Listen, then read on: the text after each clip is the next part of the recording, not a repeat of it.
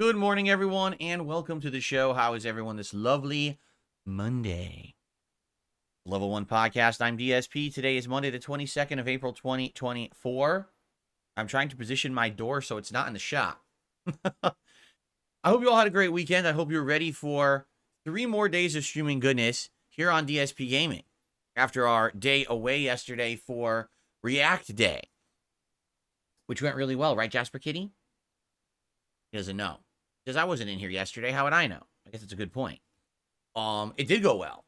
We had a good fun with a variety of clips on the DSP versus the Internet show and with great progress in the Walking Dead late night React stream. So everything went well. And I'm excited now to get back into full-time gaming for the next 3 days. Multiplayer Monday today, which should be really fun. As well as, you know, good stuff coming up later this week. We're going to talk about all this, of course, on today's show. Particularly today, we have a few news stories to cover, which is good for a change to actually have some gaming news to discuss. Hold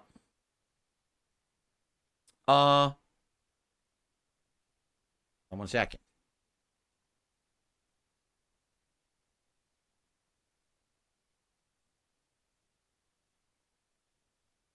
Oh, never mind. I just got completely confused by something. That's perfectly fine. No worries. Okay. Sorry.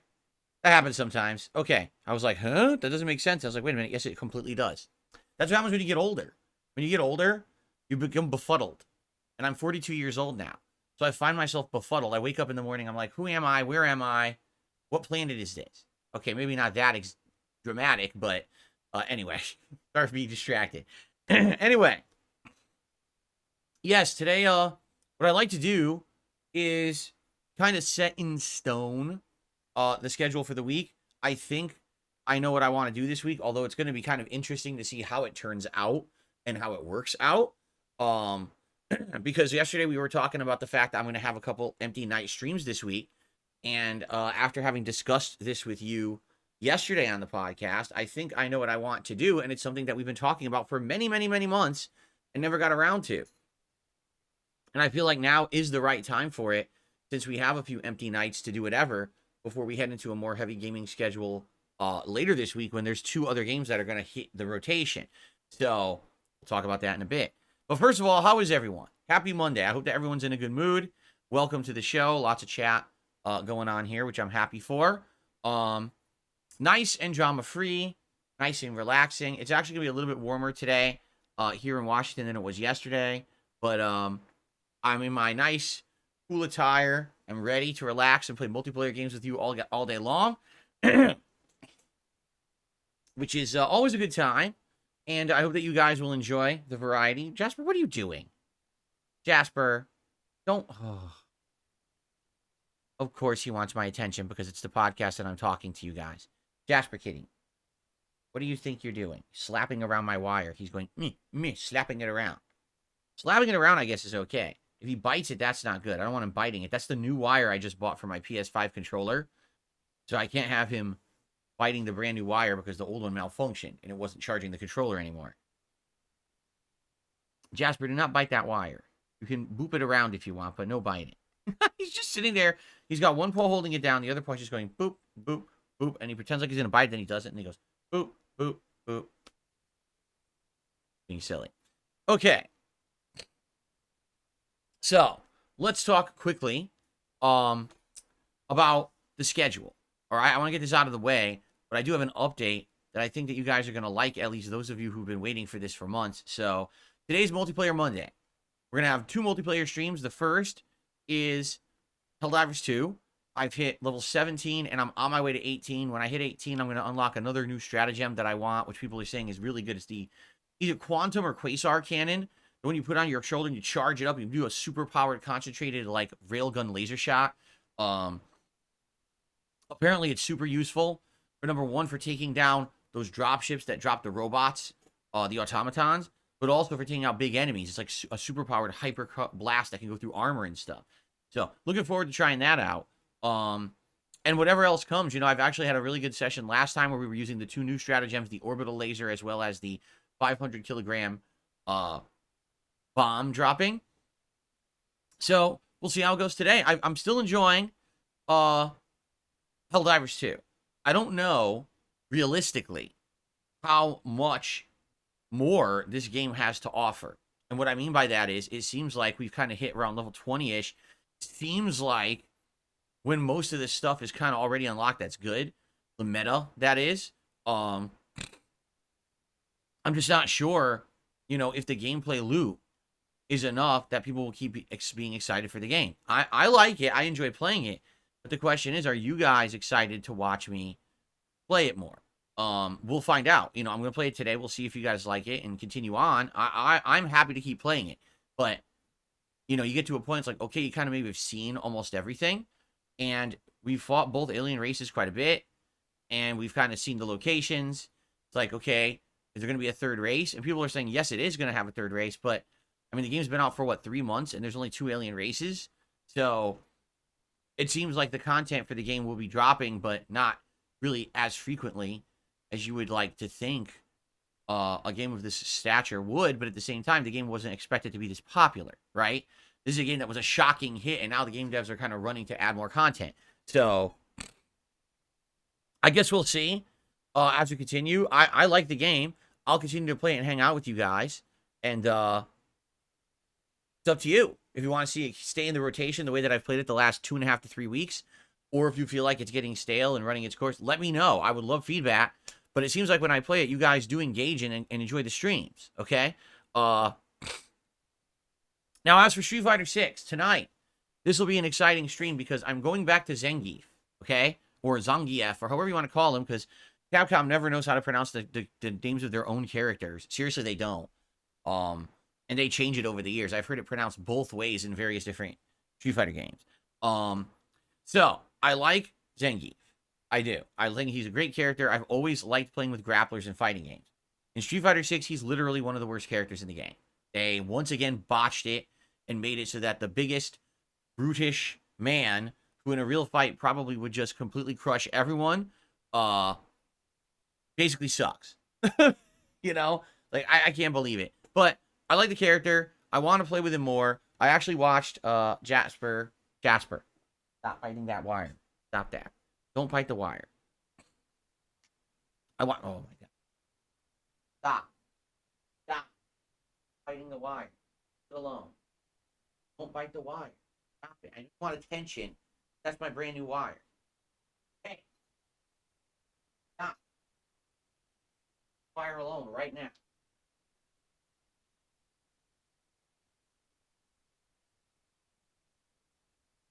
Hey.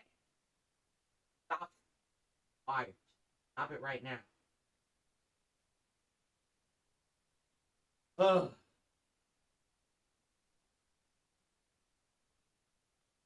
He just wants to chew every wire possible now. And of course, now I kicked my camera.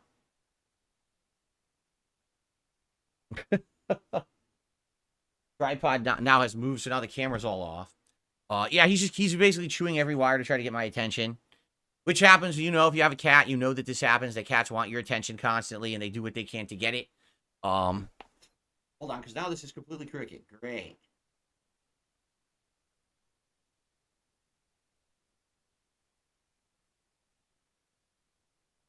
Supposed to be there. That's there. So now the camera's all, yeah, it is. It's off. I can see. Is that a little better? Now it's too far that way. Okay. Now I'm centered. Okay, cool. Well, no, now I'm slightly too far this way. Everything was working so smoothly. And now Jasper wants to attack my joystick wire. Well, Jasper, if you break that joystick wire, we're in a lot of trouble, because that's an expensive joystick. So stop. That's not replaceable. Okay, so I got to go a little bit more this way. Yeah. Centered now? Yeah, I'm centered now. I'm not going to bother with it anymore. Okay. So where was I? Oh, yeah. So in Street Fighter 6 tonight on the late stream, 6:45 p.m. Pacific time, I'm playing with Zangief again. And one of my favorite characters in Street Fighter, because he's one of the lone grapplers, right? Grapplers are kind of a rare breed in Street Fighter. A lot of characters that they claim are grapplers today aren't. They're hybrids. But Zangief is the true grappler. I really like the character. I like how he looks in the game, but sadly, he's just not that good. One of the worst in the game. I watched a Snake Eyes video last night, about 30 minutes of Snake Eyes gameplay, and basically I learned some basic techniques with Zangief that seem really strong. You know, his best normal is crouching short. So you never do mash crouching jab. Instead, you do crouching short first, and then you go into crouching jabs, which you can combo into his meter burn lariat. Or you could, drive rush and mix up after it. You could just drive rush from mid-screen and do 360 right next to the enemy, or you could start doing a hit string to bait. I saw a couple things he did where if someone whiffs right in front of you, like let's say when someone's doing a move right in front of you and they completely miss, there's two really good ways you can punish. You can do like standing roundhouse and it launches the enemy in a counter hit, and then you can use level 1 super and it works now. I guess they patched it so the level 1 super works better. Or you could just do his forward and heavy kick, which is his big kind of spinning overhead axe kick, and it creates a ground bounce. And after that, you can do a full juggle. Like you do down forward medium into the lariat, and then you can do another move after that, like air 360. I was like, oh, that's impressive. I didn't know you could do all that, and it's giant damage if you happen to land it. Also, now I'm remembering his corner move, where if you hit them with a drive impact into the corner, you just got to create the juggle state with the EX or OD lariat move. After that, they're kind of juggling in the corner, and then you can actually do the aerial 360, grab as well. So I started watching Snake Eyes, and it started dawning on me some of the stuff I already knew with Zangief, but that I had forgotten because I hadn't used him in so long.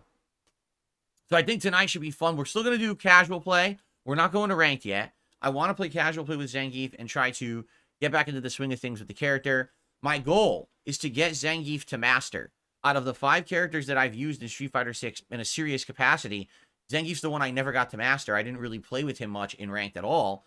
So the goal is practice in casual, and then go to ranked eventually and get him to master level. When I stopped playing ranked with him, I was mid diamond, like 3-star diamond.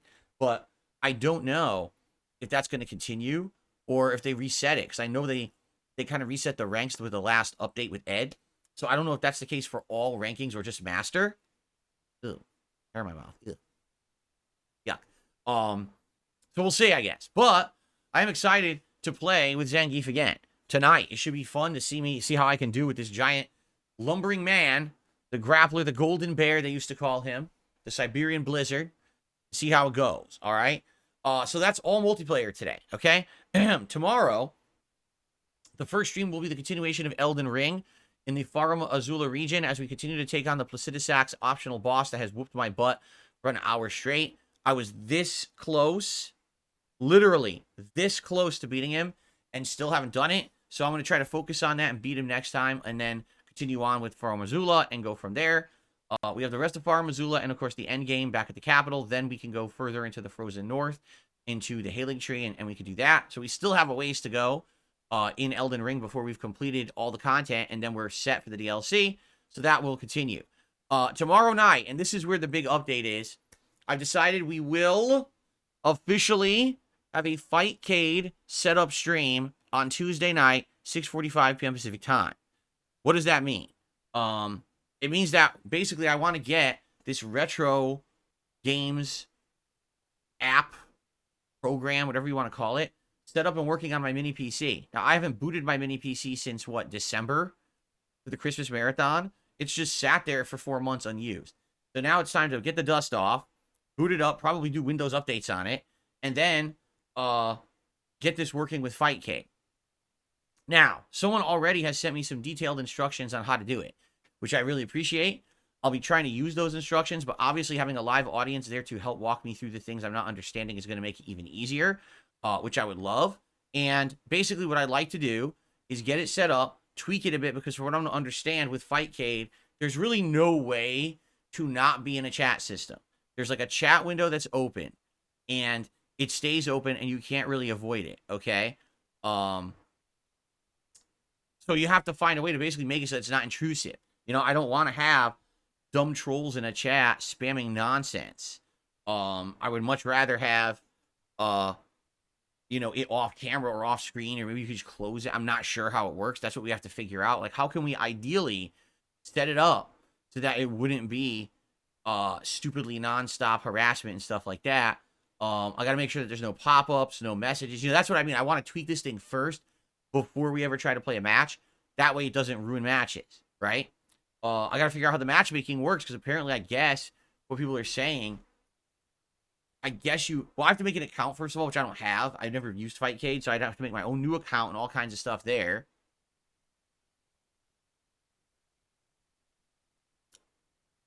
And then I would have to figure out how the matchmaking works, because I think it's like an actual system where you just search and you find people playing. You click on names and attempt to direct connect and stuff like that. I mean, that's the old school style of things you used to do on PC back in the day. I totally remember it, right? So we'll have to figure it out by messing around, right? But that's what I mean. That's the point of the stream. It's a mess around stream.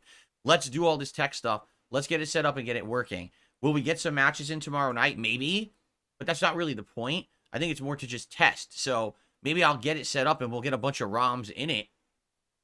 And we'll see which games are working and how they work. That's another question. How will they run on this mini PC? We don't even know. Maybe it'll run like shit. Maybe all this anticipation is for naught. Maybe we're gonna try to do this and it's not gonna run well on a mini PC. It's gonna be crappy. I mean, that's really the point of the mini PC, was to do stuff like this, like a hobbyist style thing. So hopefully it works. The other concern is I got to figure out how I'm going to set this up to work over here. Because right now, no exaggeration, I have no room for anything. To my right, on this little mini folding table, I have my wireless keyboard that connects to my desktop PC. I have my audio receiver to which I plug in my headphones. I got my headphones sitting there. I got my PS5 controller. I got my gunner glasses and my controller for my TV. The entire table's full. To my left, I have cleaning cloths, my phone, this hand exerciser, sunglasses for when I want to put them on for a silly thing on stream, my laptop, my microphone, my mouse, the controller that controls the LED lighting behind me, my seltzer water, my filtered water, my receiver unit thing over here, which I forget, audio interface I think it's called, the Scarlett, that plugs into this mic, and I have my one, God, what are these even called? I've forgotten what these are called. Amiibo, right? Nintendo Amiibo. My one Nintendo Amiibo that came as a tie-in with the Twilight Princess remake many, many years ago. That's what my whole table is full. So it's like, if I'm running this mini PC to get Fightcade working, where do I put it? Like, I have a mouse. Where do I put it? There's no room. There's a full keyboard over there, which I'm probably going to need to set stuff up. How do I set that up? Unless I don't need it. Maybe you don't need the keyboard. Maybe just the mouse is enough. I guess after maybe the initial key bindings of my joystick, maybe that'll be fine. And so that won't be a big concern, but at least I'm going to have to figure out the mouse situation.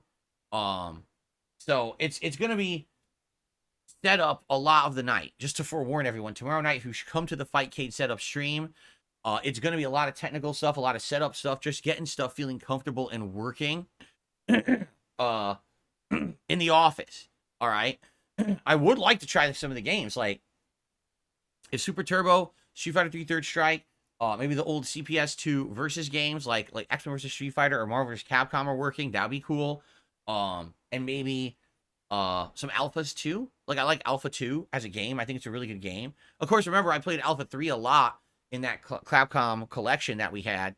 So maybe people would want to see me play Alpha 3 again. I'm just not very good at it because I don't really like it.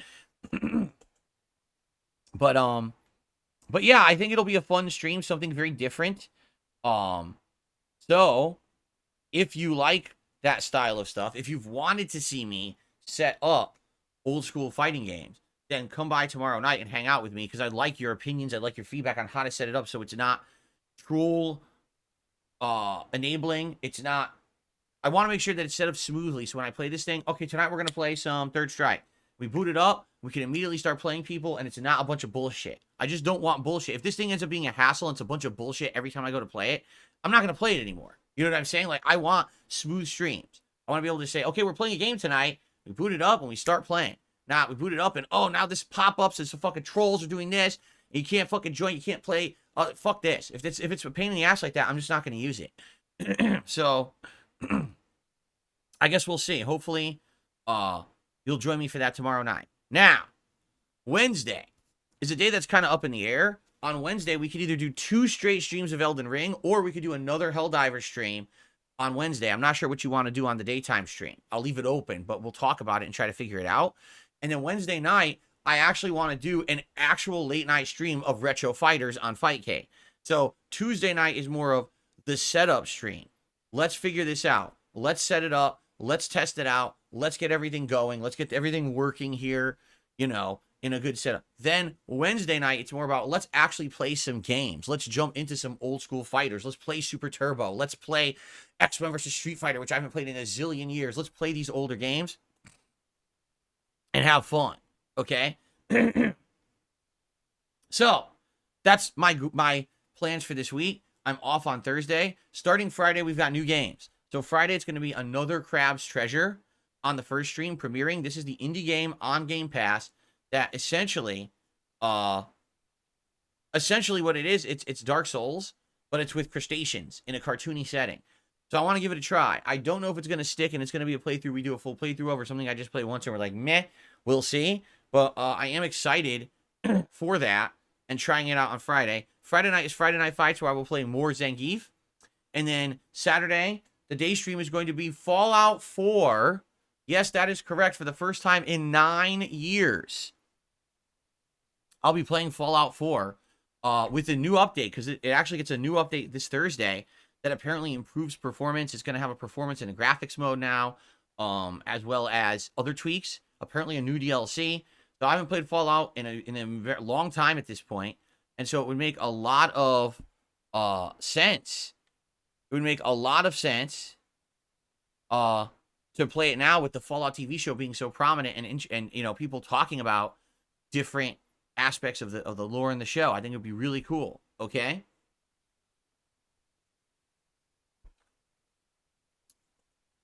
So, yes, that's going to be Saturday. Daytime stream. We start Fallout 4 with the new updates. And then, excuse me. And then, you know, we go from there. So we'll have the continuation of Elden Ring. We'll have some Helldivers. We'll have Street Fighter. We'll have all this stuff in the rotation, balanced with Fallout 4 and another Crab's Treasure, and we'll see what sticks and what we want to keep playing. If at any time we kind of get bored, we can always check out Game Pass and see what's available on Game Pass for games to toss into the mix, or we can consider going back to other games I skipped. We have options. The thing is, there's no real new releases between now until the 3rd week of May. So we have a month, essentially, to do whatever we want. And I think it'll be a fun time regardless. But obviously, I want to do stuff that works, and I don't want to get back into a pattern of doing too much of the same thing over and over and over. So, yeah, it should be a good time. I think we're going to have a good time for the next month, and then the new stuff starts hitting in May, and that'll be exciting. Okay? Cool. So, that's the schedule. Now it's set. So now you know what's going on, because rather than have nights that we don't know what we're doing, now you know what we're doing, and we're going to test this out and see how it goes. Okay? Okay. So, thank you very much for listening, and hopefully this sounds like a good schedule. If you have any opinions or any feedback or anything else, be sure to share. But that's what's on the horizon for now. I'm excited. If we can get retro fighting games working, that's going to be really cool. I just don't know if we're going to. I don't know if it's going to work. You guys tried to convince me for years to play it, and every time I said I'm skeptical that this is going to work. So I guess we're going to find out this week. And if it doesn't work, it doesn't work. And, you know, it is what it is. At least I'm not putting all my eggs in one basket, right? Okay. Cool. So there we go. Now, what I'd like to do is get to everyone's favorite segment. Now, do you know what it is? Because I know what my favorite segment is, and you know what everyone's favorite segment is. But I don't know if everyone out there does. It's time for DSP News, where I cover the hot news stories from all over the internet, covering games and more. So it is time for us to talk about news. And today we have several different topics to discuss. The first topic is that Fallout 4 has reached over 160,000 concurrent players on Steam. It is currently the second highest player count from any premium game beyond Helldivers 2. Fallout 4 was also the #1 selling game in Europe last week overall. It actually has almost as many players as it did when it was new. When it was new, it had more. Okay? So like I'm telling you, this is what people don't get. They're like, I don't understand. What's Fallout Mania? Fallout Mania is the fact that literally everyone has watched the Fallout TV show and is now playing Fallout.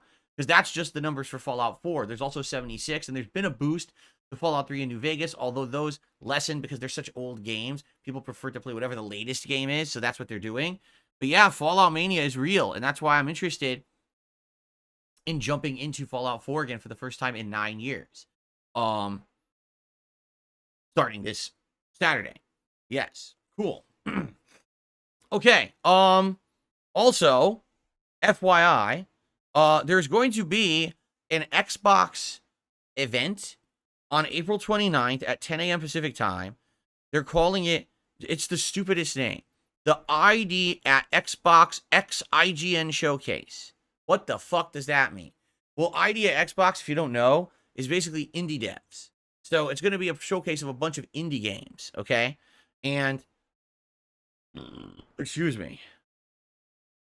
I'm curious what, the IGN showcase, like, what does IGN have to do with that?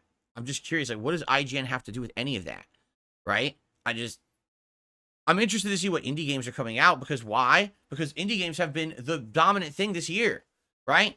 Other games that were supposed to be giant hits have flopped, and indie games have absolutely dominated this year. Although, if you watch my React show yesterday, you would see the catch about the indie games is that they just don't have lasting power. Palworld, notably, a game that was really popular and then fizzled right out. I guess there's another one that came out right now. I forget what it's called, but it's supposed to be like a reality show where you're like filming things with your phone, but then there's monsters and stuff. So a lot of people like it, but they're not expecting it's going to have longevity. All these indie games that get popular are essentially popular because the AAA games have failed. There's nothing to play, really. They're not very good. And you can play an indie game for like, 10, 15, 20 bucks sometimes and get a good amount of gameplay and enjoyment out of it without, breaking the bank, drop $70 plus tax, right? So that's why these indie games are succeeding today. So I'm curious what will be in this showcase in 1 week's time. I guess we'll see. But, there you go. That's what's going on. There's another new game coming out. No one even knew about this. It's called Tales of the Shire, a Lord of the Rings game being made by Weta Workshop and Private Division, a Hobbit life simulator. Yes, a Hobbit life simulator. What? And if you look at the graphics, it's got cutesy graphics. So I think they're literally trying to recreate like an Animal Crossing or Stardew Valley style game set in the Shire of the Lord of the Rings. I don't know how effective that game will be. It's literally for everything. Switch, PS5, Xbox Series, and Steam. It's coming to every single platform possible. How ridiculous is that? Right? So anyway, they had an announcement. It says it's coming this year, but I don't think it has an actual official release date as of yet. But hey, I've actually enjoyed those style of games over the years. Particularly Animal Crossing did really well on this channel for like a 6-month period, and then it kind of died out, right?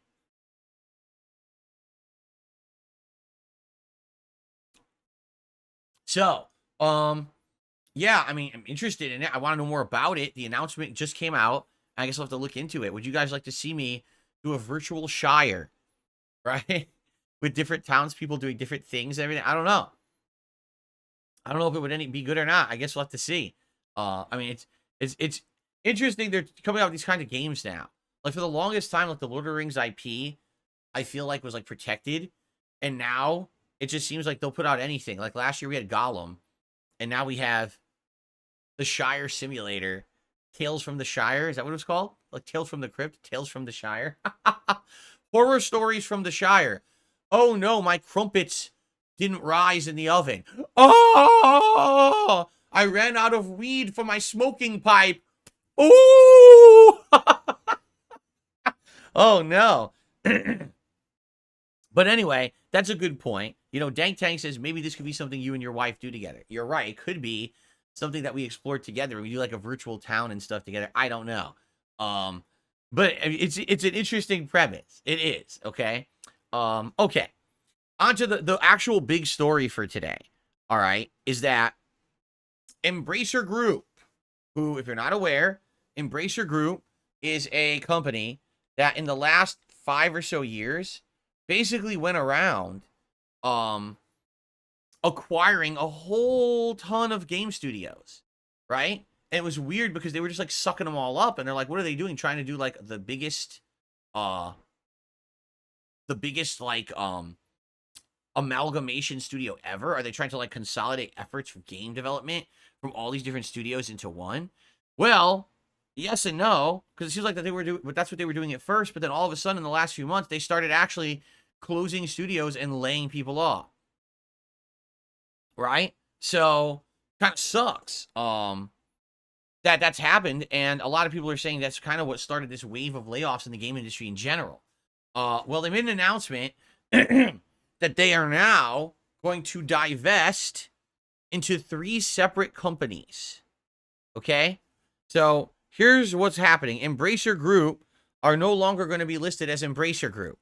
They're going to be 3 companies. First, there's going to be Asmodee, a global leading tabletop game publisher and distributor with an extensive studio and network of IP catalog.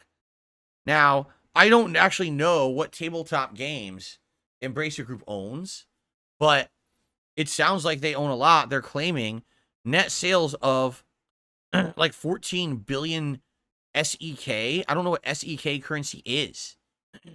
So I don't know what tabletop stuff they're dabbling in and why that they're reporting it in this. I guess this company is just this weird currency.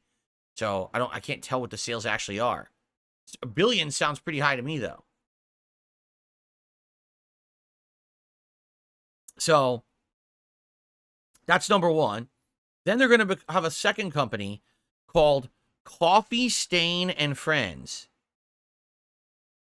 Okay? And this one's going to be a diverse gaming entity with a dual focus on indie and AAA premium and free-to-play games for PC and console and mobile with a high degree of recurring revenue.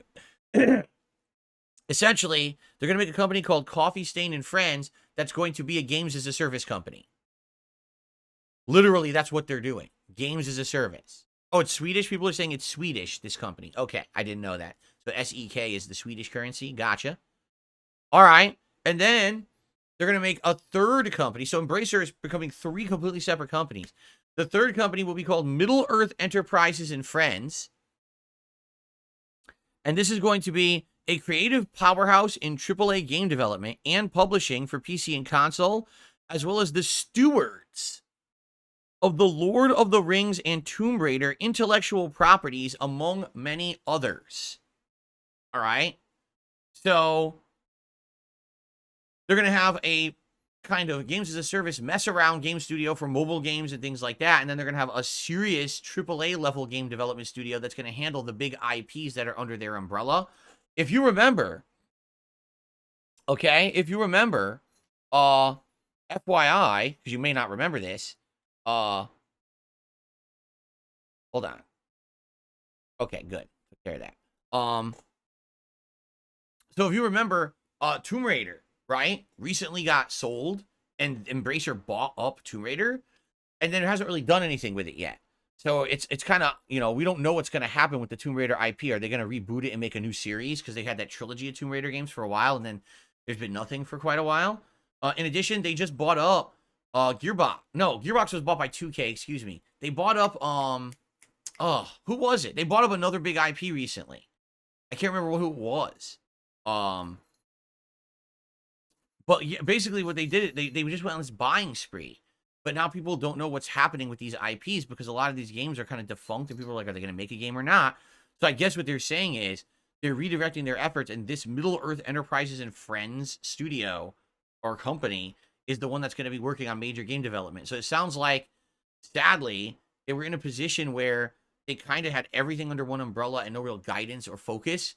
So now they are, you know, more hyper-focusing by splitting up into 3 directly, you know, divested companies that are focusing on one thing each. I guess that's good. Stealthy Kubo says, remember, they already canceled Deus Ex after buying Eidos. That's right. Remember that? They bought up so many IPs, and people were hopeful when these IPs got bought up that they were going to do something with them, and then they just haven't. Which is sad. So, anyway, so is this good or bad news? The way I see it, there's no way it could possibly be bad news, because the bad news was that they were buying everything up and either doing nothing with it or closing studios, right? Which is awful. So it's like, you don't want that to happen. You don't want people to be bought up as a company. Oh, great, I have a new owner now. We can start doing new projects. No, you're laid off. Huh? That's not good. So at least in this announcement, you would hope this means that the company will have a new direction, and especially those game devs, who worked on these IPs for a bit, and, we're looking for guidance, right? Looking for something to do. Well, hopefully, they're going to have guidance now and something to do, right? I don't know. It's just weird because, you keep hearing Embracer Group for like the last 5 years, and they're like, so what's going on? What are they doing? And you never hear anything good. Like, so they bought all the IPs, but where are the games? Are they making games? You don't even hear that they're making games. So what was the point of this investment company buying up all of this and then doing nothing with it? So I'm assuming this is the first step towards doing something with all of that investment. But I mean, hey, what's going to happen? Like, for example, we just said the announcement of Lord of the Rings games. We had Gollum last year. That game was an atrocious mess.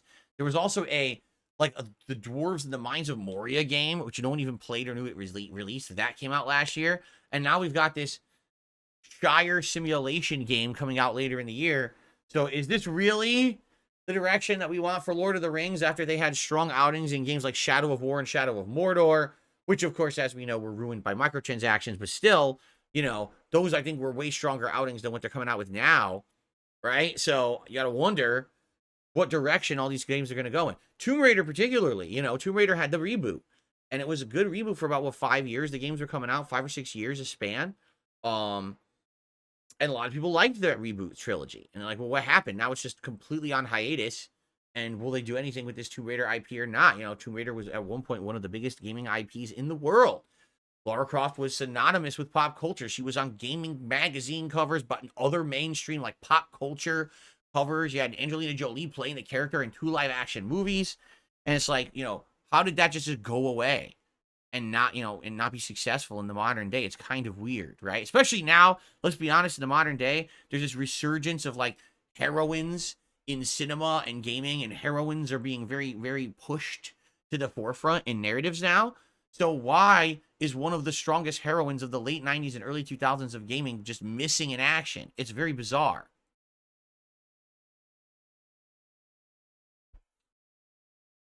So we'll see, but all right. That's gaming news for today, folks. Cool. Outside of that, I don't really have anything for today, okay? So what I'll say is I'll open it up. First of all, any contributions that come in, I will shout out, and we're going to do some shout outs because we had a couple super chats here, but that's about it for now. Nothing else to shout out. So we could do Q&A, or we can do suggestion box, although I prefer, we're going to do suggestion box if we had kind of scheduled it, but let's do a couple quick shout outs here from BB Phil. Did a super chat about half an hour ago and said, I asked some of my employees to help with new tip goals. The vest has to go because of the heat. I assume, how about reciting fun poems? Me reciting fun poems? Like what? Like you want me to pull out a poetry book and start just reading verses randomly from a poetry book? I'm not so sure that would catch on. I don't know if people would like that. I might like that, but I don't know if my audience would like poetry. Just saying. And then BB Phil did a second super chat. Did the Street Fighter ever make it to the early time slot? Not really. Not these days. When Street Fighter 6 was new last year, it was a prominent game everyone wanted to see. I had it always as the day slot for very often, actually, in those early months. But essentially now, I reserve the day slots for games where I either want to get more gameplay in, or it's a narrative-based game where you want to get a chunk in. You know what I'm saying? Newer games, for sure, always get the day slot. So that's why Street Fighter is always kind of a late night stream. Okay. Paris Solo, what are you asking? Are you asking if the stream is loading? Not for me. Stream looks good to me. I see no problems with the stream whatsoever right now. So I'm not sure what you mean. Hopefully you guys are not experiencing problems with the stream. Frame rate's good and everything too. The technical issues from the other day seem to have been worked out. I don't see any problems.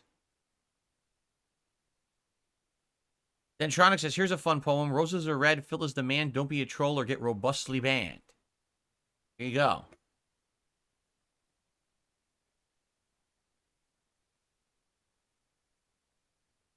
It's fine? Okay. Cool. All right. So, BB Phil, thank you for those first 2 super chats. Outside of that, we don't have anything going on. So, I will say, let's maybe want to do some Q&A and and talk a little bit. I don't really know if I feel like suggestion box today. I don't know if I'm in the mood. Would I dress up as Elvis for $500? No, but I might dress up for Elvis for a Halloween special at some point. Jade says, I just want to say sup. I'll see you tonight. Look out for the JPs, Kens, DJs, Juries, Camis, Chuns. Oh, I'll look out for everyone. I'm Zangief. I'm one of the worst characters. I got to look out for everyone. I got to look out for a strong breeze or a tumbleweed coming down. You know, might kick my ass. Joe Loft, please stop and don't ever say that again. I mean it. We've already talked about it to death, and I don't want to talk about it or hear it. You're just trying to annoy me, and I'm not going to take the bait, so just stop right now. Okay? Okay.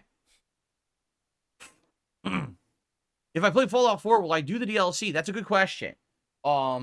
Maybe. I own them. There's 2, right? I know there's the Nuka-Cola world, and I know... What's the second one? I'm trying to remember, because I think there were 2 major DLCs for it, and I did buy and own them and play them both when they came out. So technically, I should still own the rights digitally, and I should be able to get them if I want to and install them and play them. Now, I don't know how well the Fallout 4 playthrough is going to do. Right now, it's timely because the Fallout show and Fallout Mania is going in full swing right now, and that's why I want to play it with these updates. Was it Far Harbor? So it was Far Harbor and Nuka-Cola World. There's also Automatron. Well, Automatron is crashing the PS4 version. Did I ever play Automatron? Why don't I remember that? I remember Far Harbor, and I remember Nuka-Cola World. I don't remember Automatron at all. It doesn't even ring a bell. Maybe I didn't like that one. I seriously cannot remember it. What's up, Jasper? Finally on camera. He finally had enough. He had to show up. He had to get some spotlight time today, right, buddy? Just had to get my attention. It wasn't a huge DLC. Maybe that's why I don't remember it. I just don't remember doing it, right? There was a few quests and robot customization stuff. Maybe I didn't play that one. Maybe I didn't play it at all. Possibility. So anyway, Fallout 4, I think we're going to start the base game with whatever the updates are that are available. No, I'm not using mods because they won't work. All mods as of Thursday will not work with the game. All mods have to be updated to work with the newest version of the game. So mods are off the table for now. Maybe long term, but for now, they're just not available. So we're going to start on Saturday with a new playthrough of Fallout 4 with these new mods 9 years later. Not new mods, the new update 9 years later, and see what happens. And then go from there. If we do the DLCs, maybe not. It depends on how the main game does. You know, if you guys like the main game and the playthrough and it's going well and people are engaging and having a good time, then maybe we'll do other DLCs as well. It depends on how it goes. We'll see. Okay.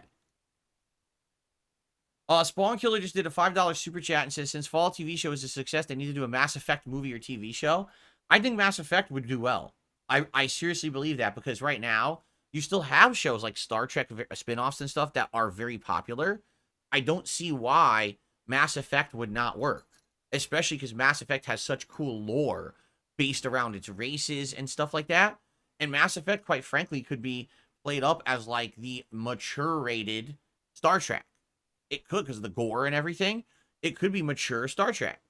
And I think people would like that. I think it would do well. I don't know why they haven't thought of that, except for the fact that they botched the game series. So obviously with a botched game series and no one really talking about it right now, they probably don't think that making a TV show makes sense. At the very same time, I mean, Fallout hadn't been prominent for a long time too, and the TV show was good, and now everyone's talking about it and playing it. So I don't really think that matters, but I think that might be their mentality, right? But I agree with you. I think Mass Effect would do really well as a series. I believe that.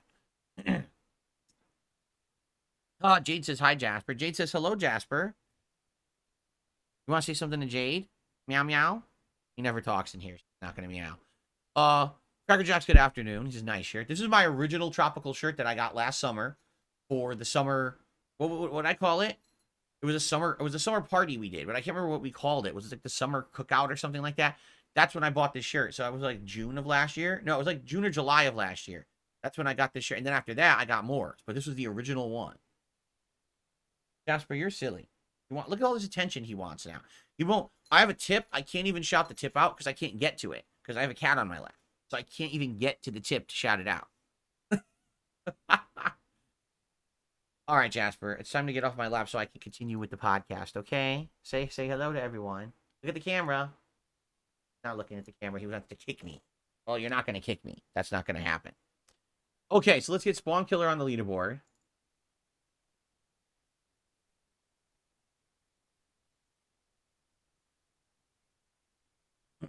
Okay. I received a $10 tip from John Lambo. Why are you pronouncing golem, colum, and rooftop wrong? Is that a Connecticut accent? A. Yes, we say golem, colum, and rooftop. That's how we pronounce words. No, it's golem, column, and rooftop. That's how we say it. If that doesn't sound right to you, I don't know. That's how I was taught to pronounce it when I grew up in Connecticut, literally by teachers who I went to, like, you know, advanced placement British literature classes and shit like that, where they teach you pronunciation of tough words, and that's how they pronounced it. So, yeah. Thank you, John Lambo. Just like I say, golf, the sport of golf, rooftop, right? So you say it. Frog. It's not frog, it's frog. There's a frog, there's golf, there's a rooftop. A golem and golem that strikes a column on his balls. What? He strikes his balls with a column. Great. How do I pronounce Worcestershire? Worcestershire. That's not how you spell it, but that's how you pronounce it. Worcestershire. So thank you very much for the first tip of the day, John Lambo. I appreciate that. A cookie tier test? I've got a great palate. What do you mean? You mean like, Bender says, I think you should do a cookie tier test. So what do you mean? I should buy a bunch of cookies and sit here and taste test the cookies and rank them? I've never done anything like that before. A live taste test ranking? That is a completely unique idea. I've never thought about that before. What do you guys think about that? A live taste test ranking event where I get like a bunch of things and I do live taste tests and we rank them in a tier list. What do you guys think about that? I don't know. I have to figure out what we want to do. I'd have to get a whole bunch of cookies. I mean, there's so many different cookies. You could rank classic Chips Ahoy, you know, crunchy versus soft versus an Oreo cookie versus an oatmeal raisin cookie versus a Thin Mint versus a, you know, there's so many kinds of cookies. I could get like 15 cookies and rank them all. Sounds like diabetes. Well, yeah, if you eat the entire boxes, perhaps. It'd be great if you take viewer brand suggestions, says the Blint. Yeah, we can say, what are your guys' favorite cookies? And see if I can get them all and then do a taste testing against each other. That could be viable, as long as they're not expensive, you know. Have to figure it out. Do a live test ranking event on the most popular potato chips. I don't know. I want to eat a bunch of greasy potato chips. Cookies, listen, cookies pretty good. I don't know about potato chips.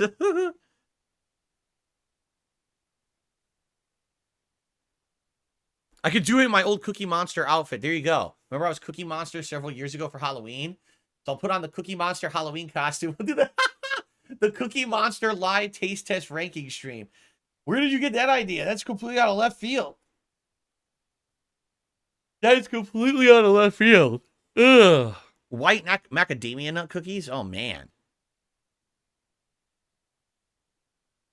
That's interesting.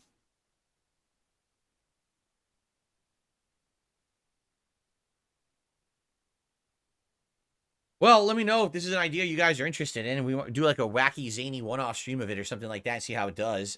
I would consider it just as long as it's not a big money investment, you know? If I got to get 15 kinds of cookies, and each pack of cookies costs like $5, $6. I mean, we're talking like a $50, $60 money investment for cookies that likely we're not going to eat. Like, they're all going to go bad. There's no way we're going to eat all those. So obviously it has to be something that's going to make sense that people want so that it's not a waste of time and money.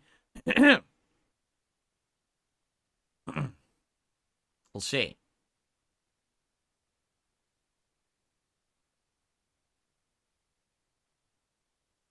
Could be a good segment for the next special I do. I see it more as a one-off stream. Because if it's a segment of a special, then you have to continue on. What if I eat all these cookies and I get sick to my stomach because I ate too many cookies? Now, how do I do the rest of the stream? Right? So I don't know about that.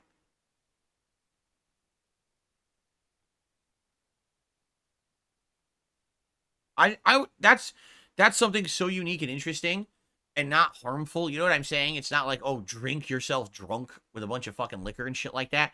I wouldn't be opposed to it. It's just a matter of making sure that it's safe and not expensive, right? So I would consider that. It doesn't have to be cookies. That was an example, right? I'm sure we could do it with different things.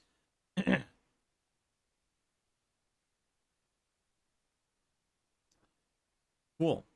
Do a little brainstorming here. I received a $7 tip from John Lambo again. Would you share the story when you were wearing the platinum vest and had a fire alarm in your gated community and you had to run outside wearing that vest in public? What were the faces of your neighbors like? It's hard to remember. I vaguely remember this, that I was wearing the platinum vest and the fire alarm that conjoins the 3 units here that I live in, I'm in the middle unit, went off. And so we all went outside to the main fire alarm right here. And we were looking at it together and we realized it was probably a false alarm. And so it was just disabled. I don't recall at all anything like that was said. If anything, I don't think anyone said a word. Yeah, I don't know. Seems to me like that was something in the moment that was funny, but I've forgotten completely about it, so I don't really have much of a story to tell. I don't remember.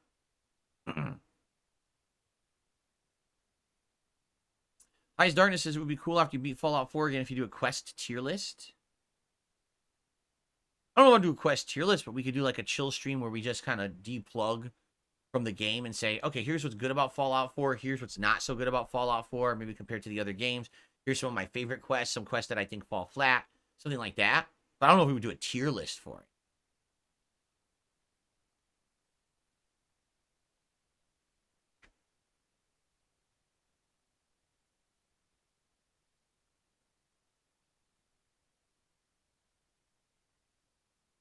Could Kat make something from the Fallout cookbook? I'm sure she could, but we don't have it. I'm sure she could, though. She's a good cook, and, you know, as long as the recipes are sound, I'm pretty sure that she could make some good stuff from it. We know it exists. We actually saw it online.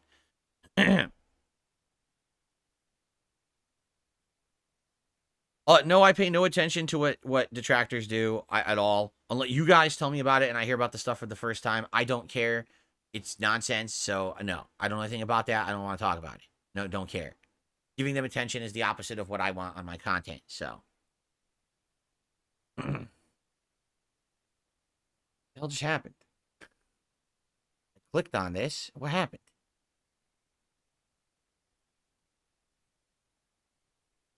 Kirk tipped me $1. Said, "Did my neighbors say, 'Oh my God, it's Joey Fatone'?" No. I doubt my neighbors would know who Joey Fatone is or care. What an obscure reference to make. Thanks for the 60 cents, Kirk. If you wonder why I said that, it's because I keep telling him don't do dollar tips because the dollar tips, like a third of it goes to PayPal, but he just doesn't listen. And he just does dollar tips anyway. So he just keeps paying PayPal for some reason. I don't know why he does that. Anyway. What were the last cookies that I myself baked? Oh, I don't think I ever baked cookies myself. I don't recall ever baking cookies myself. My wife has baked cookies, but I don't ever recall making cookies in my life. No. Nope. Not from scratch, not from anything. No. Not once. 0 times.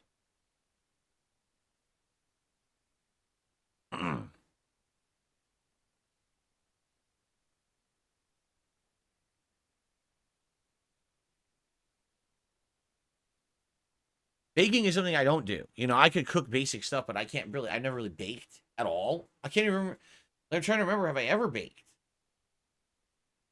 You know, I'll bake things in the oven that are meant to be baked in the oven, like frozen foods. You say toss on a pan, you spray it, you bake it. But when it comes to bakery stuff like pastries, bread, I don't think I've ever done anything like that for myself ever. No. Joel Loft says Fallout will become very prominent again for the next few years thanks to this show. Maybe get a vault suit to wear as a vest during the Fallout streams. Just saying it would be cool. I was thinking like maybe a piece of merch. Like I know that they have like Fallout hoodies and stuff like that you can get. That would be pretty neat to toss on like the Fallout hoodie or something like that. But then again, I don't think they're cheap. You know.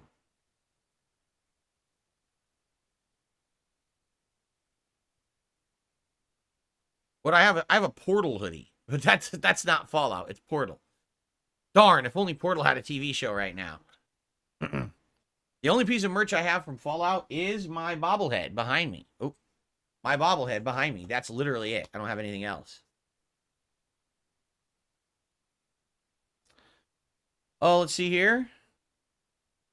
I received a $6.66 tip from Ugly Tuna Roll.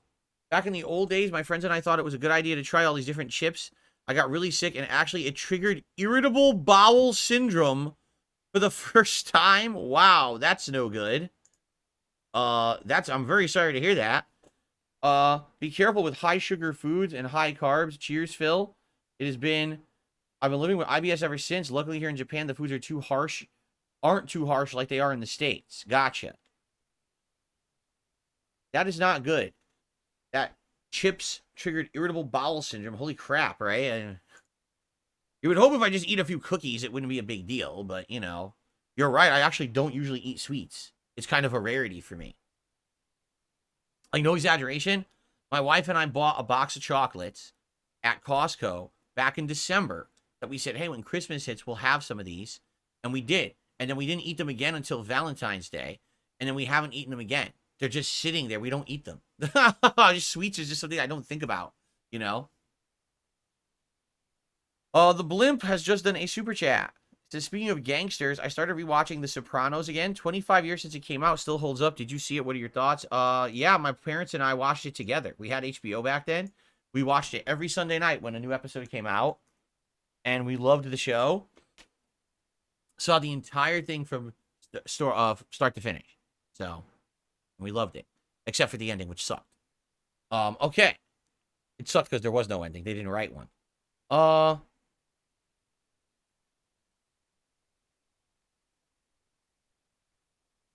well, that's not going to happen. Kirk says, I'm tipping you $1 because I like to think that it's a hassle, and then you'll unblock my screen name. Well, I'm never going to unblock you, like literally ever. I'm never going to unblock your accounts ever in any circumstance. Like I said, if you come back to my chat as a new account and no one knows it's you, and you behave, that's one thing. But I'm never unbanning you because of the things that you've acted like and said in my chat. So you're wasting your time. You're barking up the wrong tree.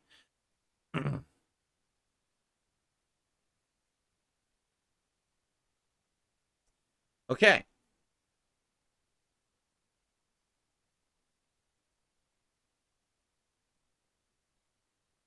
Then Kirk did another dollar tip. He says, actually, it's because I'm poor. Please don't judge me.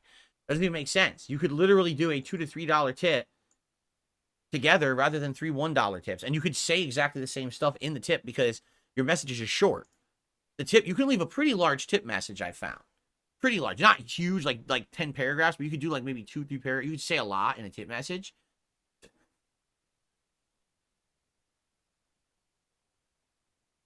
YouTube did ban Kirk at one point, but I think he came back on another IP. But they did IP ban him at one point. Because he was banned from my chat, and I checked. I was like, "You're not banned." And then he's like, "But I can't talk on any channel." I was like, "Well, then you're definitely banned by YouTube itself." YouTube has deemed they don't want you on the site chatting because of what you said.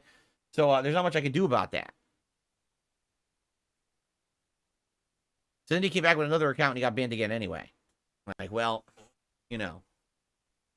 kind of, history repeats itself here.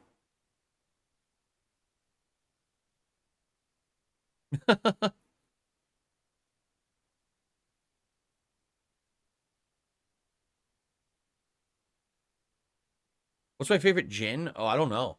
I haven't really had that much gin. It was a stupid running meme because I guess it was caught in a few videos of mine way back in the day that there were gin bottles in the shots. Um, when I used to regularly drink gin, I drank Tanqueray. I thought it tasted good because it had this like citrusy botanical like air to it. But I haven't even had that many gins to really make a judgment. I don't know.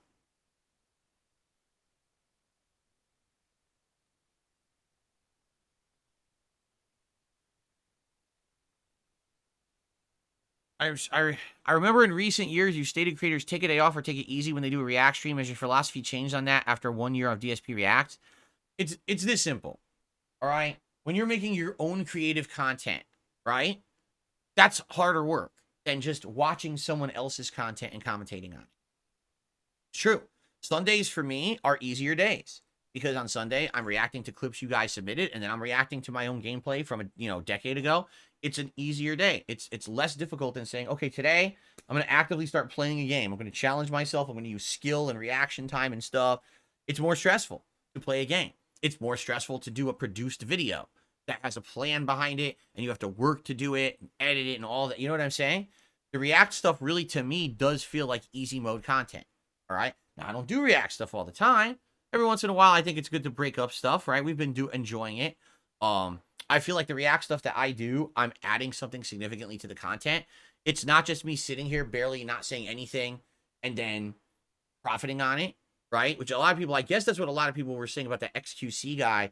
They're being very critical of him, saying this is a guy who has an insane following and literally just sits around and watches other people's content, barely says a word, and banks on it. And I guess people hated on him for it. Now, I don't know if that's exactly what happens or not. I can tell you from the little bit of content I watched from the guy, it was mind-numbingly bad. It was just, I can't believe anyone would watch this. You can't even understand what the guy says. He's a marble mouth.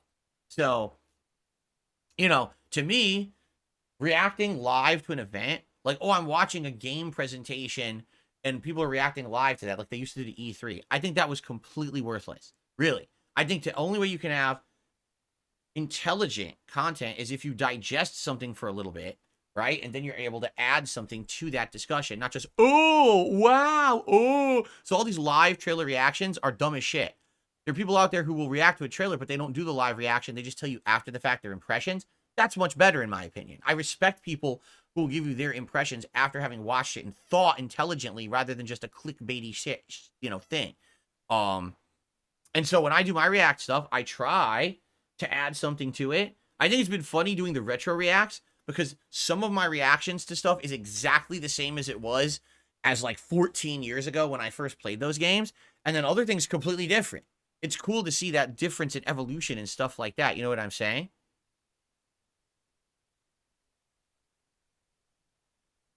Anyway, Daxma says, I think you were right skipping Rebirth. I'm going to finish it because I'm too deep into it right now, but I don't think I even would have played this game if I had known that it was minigame after minigame after minigame. Wow. Sad, but I don't know. I was enjoying it until I was in the second open world area and it was identical to the first. And I was like, well, that's not good. Is it the whole game like that? And people were like, yes, that's the whole game. Unless you just do the base story, all the open world segments feel identical. I was like, well, that's kind of bad. I wish that they didn't do that. And then I just never went back to it. So, and by the way, I say it, it doesn't seem like anyone really cares. I think it's, again, RPG overload. Too many RPGs, people stopped caring about them. People are enjoying the Elden Ring return. People seem to want to see me play Fallout 4. But the RPGs that were coming out in a short period, people didn't really care. They were bored of them within a stream or two. Anso Kamaro says, for him, Rebirth was incredible, but it's too long. It never felt boring, but it was just way too dragged out of a game. And what was the problem with games I'm playing? They're too fucking long. Games need to stop being so long. Sorry, I'm sticking to my guns on this one. A lot of you guys disagreed with me when I said that months ago, but too many lengthy RPGs coming out at one time has killed that genre, right? I really do feel that way. I received a $5 tip from Dan the Man. Thank you, Dan, for the tip this morning. I appreciate that very, very much. Hit that on the leaderboard.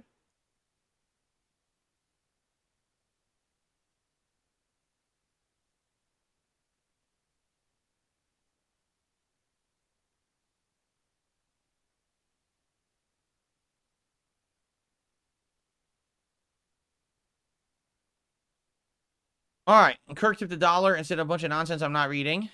So thank you, Kirk. He thinks I'm going to read that. He's crazy. I'm not reading that nonsense. Sorry. What's up, Game Boy? How you doing today? Good to see you.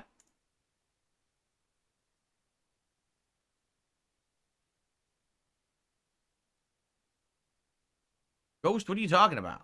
He says, when you do feasting with the king, first of all, there is no feasting with the king. It's feasting with Phil for years. So I don't know where you're getting that. Seems like you aren't a big fan of pickles, bacon, or processed foods. Is it because they're too salty? Pickles I actually really like. I don't know what you're talking about. I don't know if I've ever criticized a pickle. I like pickles. I think that their vinegary flavor breaks the flavor of other things and makes it stand out. Bacon, I do feel now I'm getting older, I don't like it as much at all. Seriously, like I think bacon's too salty, you know? It tastes good, don't get me wrong, but I liked bacon more when I was younger, and now I just don't crave it. Like, if I'm going to get a burger, I prefer without bacon. I'd like a burger with no bacon, because the bacon is too overpowering of a flavor, you know? As for, saltiness is relative, and yeah, some foods are too salty. But no, in general, I don't know. I have no clue what you're talking about.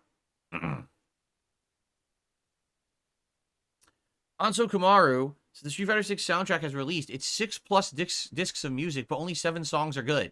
These giant OSTs where only 10% of the tracks are memorable need to stop. The music of Street Fighter 6 is literally the worst part of the game. I said that at launch, too. The soundtrack stinks. They were going for this weird, modern, pop, weird... I don't even know how to describe it, because some songs sound so different from others, but almost none of them are good. It's just the worst part of the game. I don't know what they were thinking with that soundtrack. And the thing is, they're like proud of it. They're like, oh yeah, the soundtrack. And everyone said they didn't like it at launch. Like, what were you thinking? And it's just weird because they are like proud of it. They have this big giant, like you said, it's like 6 discs or like 2 or 3 LP records. They're selling for I'm not even kidding. They're selling a set of LPs, the actual like records for the Street Fighter 6 soundtrack for like over $100. Are you fucking stupid? No one likes your soundtrack. No one's going to buy that besides just collectors who want a collector's item. No one wants that shit. It's terrible. They're just so dumb. I don't get it, man. I don't know. They don't listen. Anyway, BB Phil, thanks for the super chat. When does the May mega event get decided? I don't know yet. We're going to keep talking about it. We still have over a month to determine what it's going to be, although I would like to lock it in. That way, we could start talking about planning and promoting it, right? I feel like a fighting game fiesta would be a great event, right? We did a fighting game centric event where we could do Street Fighter 6, some Tekken 8. Where in Tekken 8, I'd probably just return to like King or Paul or something basic and just mess around. It wouldn't be like that serious of gameplay. Just be a little mini session or whatever. But if I can get Fightcade working, maybe playing some classic fighting games, like I said, reminiscing about the past, telling stories about what it was like being in the FGC back in the day, but when it was grassroots and had nothing to do with making money like it is today, or internet popularity, because there was none to be had. And also maybe reacting to some of my old matches and dissecting them and talking about them, stuff like that. Agent Coop says, I'm watching your Fallout review show today. I'm really enjoying it. I'm glad to hear that. I know for a fact that more people will end up liking that as they finish it. You know, people were watching that show at their own pace. It is over 8 hours of content. And once you watch it, please go check it out. And I hope you'll enjoy it. That's over on my DSP Reacts channel. It's the featured video, but it is 2 parts. The first part is more my summary and thoughts about the base show. And part 2 is talking about lore and likes and dislikes and interacting with the chat, talking about, is it a woke show, like some people have said, and just debating all those topics. So...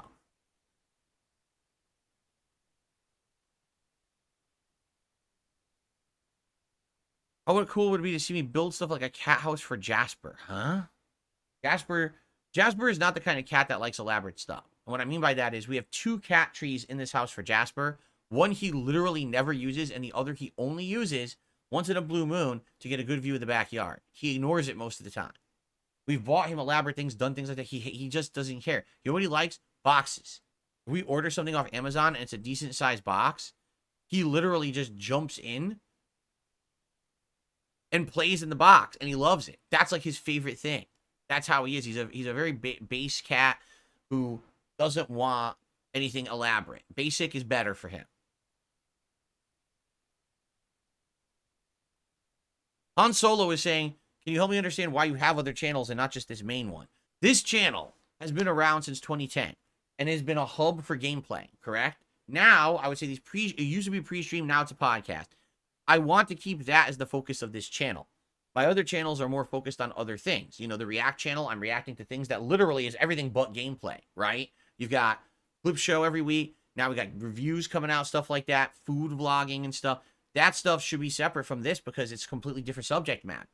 To mix those two, you've got so much on one channel, everything kind of gets lost, right? And I'm releasing a podcast, excuse me, and 5 gameplay videos a day and a daily wrap on this channel. You imagine now if I'm also interjecting food vlogs, also interjecting a react show, also interjecting, there's too much all on one spot. And people get confused and it gets lost in the shuffle, right? Having the separate channels, you know where to go for that specialized content. The Throwback channel is a new idea. It's been going for about 4 months now. And I'd argue for a startup channel, which really is what it is. It's a startup channel. It's not a channel that had any standing before. It's literally starting from scratch. It's doing decent, but obviously I'd like that to grow more. I like more people to kind of check out the retro stuff that we're remastering. I'd also like more people to check out the retro react streams that we're doing, but I can't make people go over there. I feel like that's a slow build kind of a deal where, excuse me, as more and more content gets added to that channel, people will naturally gravitate over and check it out and end up hopefully liking it. You know, a lot of effort right now is going into the Fallout 3 remaster playthrough. I'm not going to lie. Like, it takes a ton of work to take those videos and make them widescreen and upscale them and make them sound better. It is a ton of work. And it's not getting that many views. You know, it's just not. So, you know, hopefully, long run, it ends up being worth all the effort, you know. It's tough when there's a channel with very few videos and not a lot of content. You don't have a lot of active viewership. You need to get that body of work going, and then people will go casually to check it out, and then it works.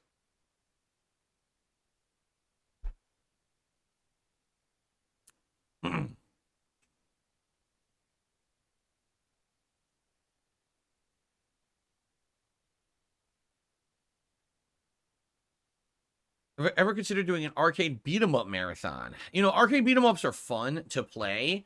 I don't necessarily know if they're fun to watch. Like, you probably like watching me play Streets of Rage or something, and then after that you get bored, right? Like, okay, it's the same thing. You wouldn't want to watch me play Final Fight, Aliens vs. Predator, Dungeons and Dragons, Golden Axe, Streets of Rage, you know, all those games back to back. It's like, oh, The Simpsons, the Ninja Turtles, right? Wouldn't you get tired? I probably would. Yeah, Radical Jaws, spring weather has definitely sprung. My sinuses today are bothering me a little bit. My right sinus is actually swollen, and I don't know if that's because of allergies or what. You know.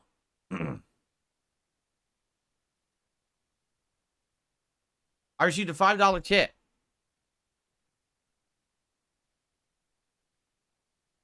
From John Lambo. My nomination is for a Rageathon. Oh, if you do a Rageathon. Fortnite, Destiny 2, and Warzone.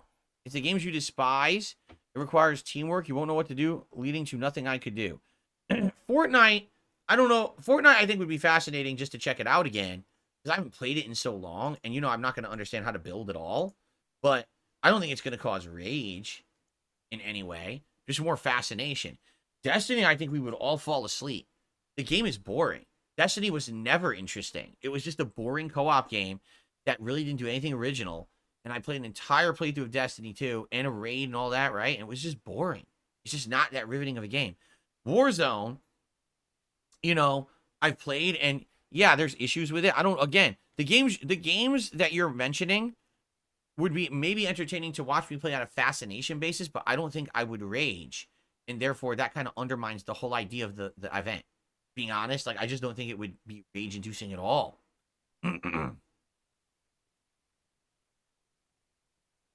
Oh, let's see here. I know Fortnite has a no-build mode. I'm well aware of that. They've had that for a while now.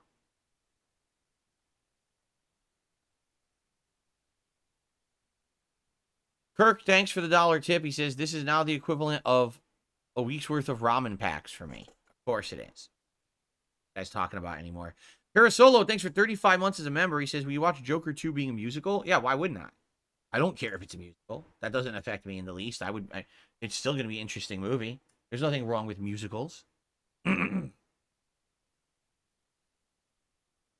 Would I review animation shows like X-Men 97 too? Apparently the show is incredibly solid.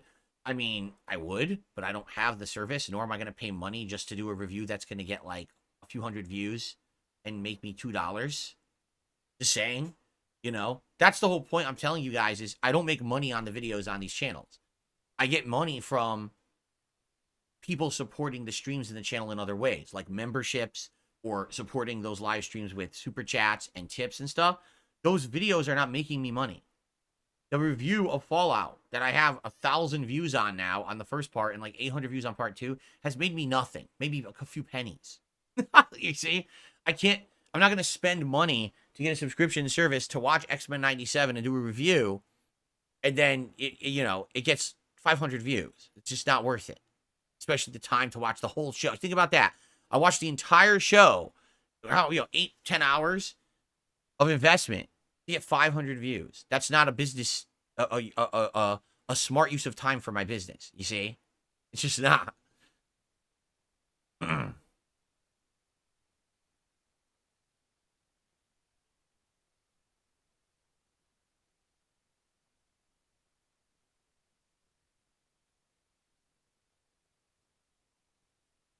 Fortnite would be a great mix-up game for Fridays.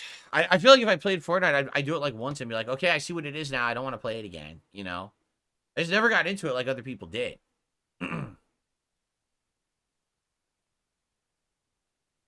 Is Anne a good name for a cat? I don't know. I don't judge names. I don't see what the point is. Yeah, maybe.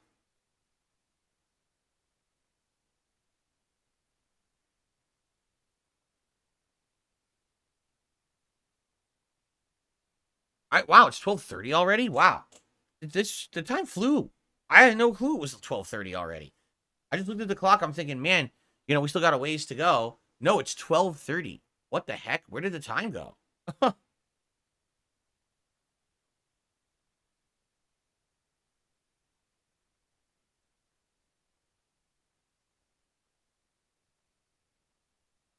Yeah, I agree. Destiny is a game that works for certain communities and certain kinds of players. Again, it's the same people who are co-op, constant, with a set group of players who come together or whatever, and it's entertaining because of the personalities of the players and their camaraderie as opposed to just the game. If you judge Destiny based on just the gameplay loop, it's boring. Sorry, it just is. If you base it on the fact that people have communities and friendships and gaming groups based around the game, you could say that there's more to it. But the game itself, the game loop and everything is just not that entertaining. It's literally fucking Halo and Borderlands taped together with duct tape. It feels exactly like both of those franchises at the same time. It doesn't do anything unique in that regard. It never did. Sorry, it just never did. You're not going to convince me otherwise. I've said it since day one when Destiny 1 released. There's nothing about that game that's entertaining besides if you play it with a group of friends, And here we are years and years later, and people have been so critical of Destiny, and this is why. I mean, Bungie needs to make more games. They have to stop with Destiny shit and make something new and creative. Why have they not done so in a decade exactly? What's holding them back from making another game IP that works? Sadly, I think they don't have the ability to do it. There's been documentaries about them making Destiny, and they outright admitted that during the development of Destiny, they realized they were just making Halo a second time, and they don't really have the capability of doing anything else. It's kind of a one-trick wonder deal. Sad but true. Han Solo says his favorite part of the stream is these podcasts when we're all together in the chat talking, the Q&A stuff. You keep in mind I have chill nights too where we do this as well, but it is more prominent on the podcast. I'm glad you enjoy it. Have I 100% ruled out reacting and reviewing any live primaries or presidential debates? At this point, I am not interested in doing political content at this time. I think I would like to do it at some point, but I don't think I want to do it at this time. And I stated this the other day. I feel like right now, the United States particularly is a political hotbed, meaning there's too many people that are like, either you agree with me or you're my enemy. So if I start talking politics and I happen to have an opinion that's different from yours, maybe you hate me now. And that's stupid in my opinion. For me, I agree to disagree with people these days, and I can separate the art from the artist as well. Like, I might not agree with political beliefs of someone, but I can still watch a movie they made and enjoy the movie. But sadly, a lot of people can't. That's how they are today. So the last thing I would want to do is now creating a big divide within my audience of, oh, Bill's on this side about this issue and this side about this issue, so we hate this. I don't want to cause that. If anything, I feel like after the election is over and the dust is settling and everything is more calm because it's, that's it. There's no more contention. It's over. Here's what happened. Then, maybe jumping into something like that would make more sense. I don't want to do political content just for the sake that I'm going to make money. I'm being honest about this. It's always been the case with me. I don't want to do content just to make a buck. I want to do it because I feel like I have something to add and it's pertinent, but it's also not harmful. I feel like you're going to see a ton of people jump into political content this year for this reason, because this is going to be a very divisive election where everyone's at each other's throats and they want to cash in on that drama. That's why you're always going to see people all the way left or all the way right and cashing in on those communities, as opposed to you'll probably very rarely see someone who's more weighed and balanced in the middle, because there's not a lot to profit from there. You know what I'm saying? So I just don't think I want to do it at this point. I feel like eventually it's going to happen. As I get older, it's something we're going to dabble in, but I just don't want to go there now.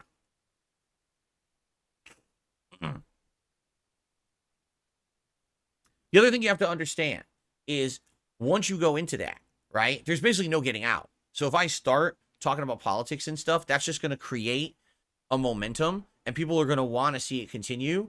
So it's going to be like, yes, I'll still have presence for being a YouTuber who does gaming, but there's also going to be this other thing of me doing political content, right? And I just feel like there's no going back from it. You know what I mean?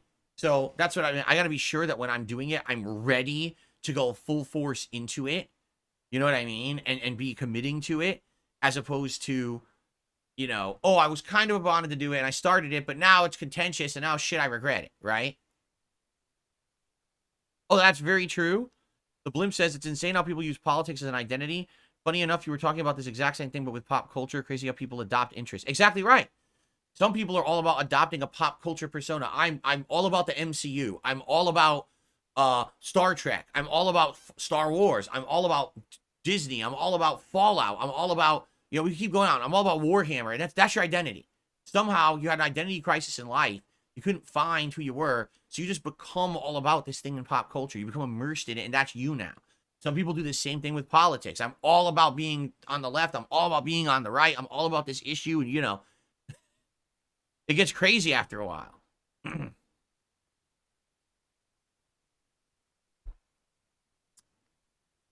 by the way, as I've already stated, do not worry, because political content will not seep into my other YouTube presence. Like, if I do political content, it would never be on DSPGaming. It wouldn't be on DSP Reacts. I would do it somewhere else. I don't want it to permeate other content. I would want it to be a separate thing. So you can still come to this channel every day and enjoy the content here and not have to worry about having politics come into my gameplay and stuff like that. Okay?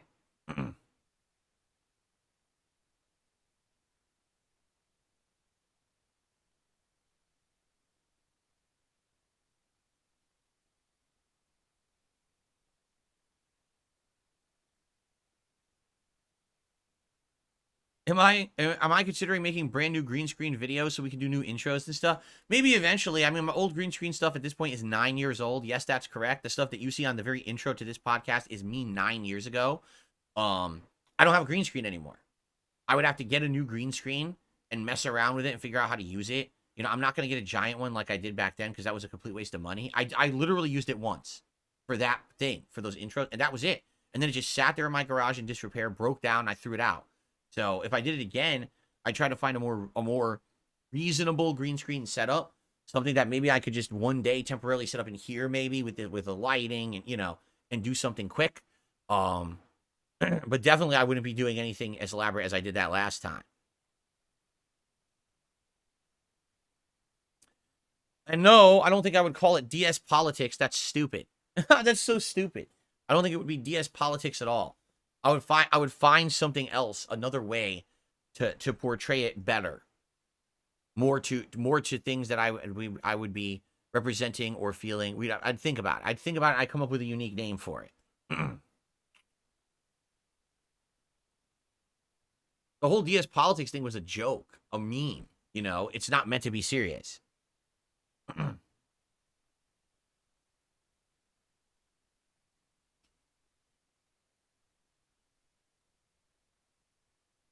Escanor, I didn't say that.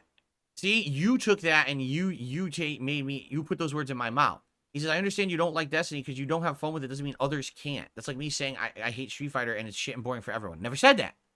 Didn't I not just say I understand that there's people who would like that game, but it's not me. That's the kind of game that you team up with a group, you play it, you do raids and stuff, and that's where the fun, the camaraderie of overcoming a goal collectively with a group of friends, that's the success of that game. That's not for me. I don't do that kind of stuff. Hell, I even tried. I played it with a group when it came out, and even then it was like, nah, wasn't that great in my opinion. But it doesn't mean that people can't enjoy it. Everyone has different tastes. I'm not crapping on anyone for liking the Destiny franchise. I'm just telling you, overall, my opinion is it's always been overrated. I don't think that it deserved half of the attention that it ever got. It was just had the hype of Bungie behind it. Let's be honest here. If Bungie did not make Destiny, would it have gotten the hype, promotion, and attention that it did? Or is it because it was the company that made Halo? Come on now.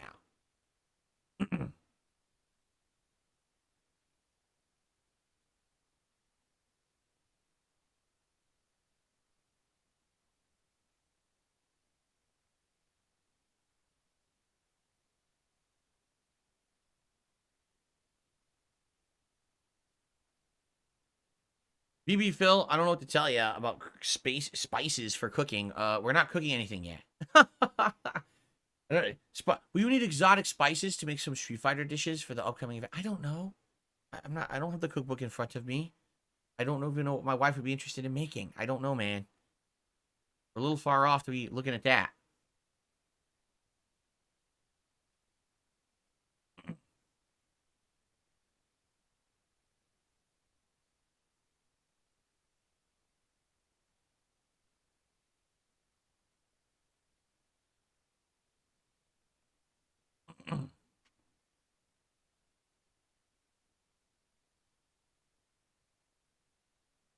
All right. Any last minute questions or concerns or anything, guys, before we adjourn and we get set up here for Helldivers? I do have to take a quick break to use the restroom today, but then we'll jump into Helldivers wholeheartedly for 3 hours. See how it goes.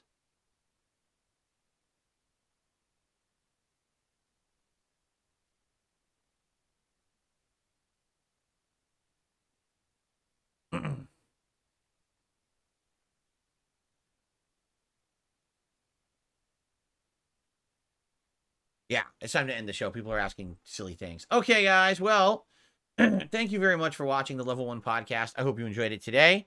Tomorrow, I'm sure I'll be updating you all on my progress in each multiplayer game and any other news and stuff that's going on. But in the meantime, I appreciate all of your feedback. Please continue to send it my way so I know that I'm doing the good stuff that you guys want. I hope that the schedule changes that we've done this week are exactly that, based on feedback. And I hope that I will see you all tomorrow's show. Everyone, peace out. See you then. Bye-bye.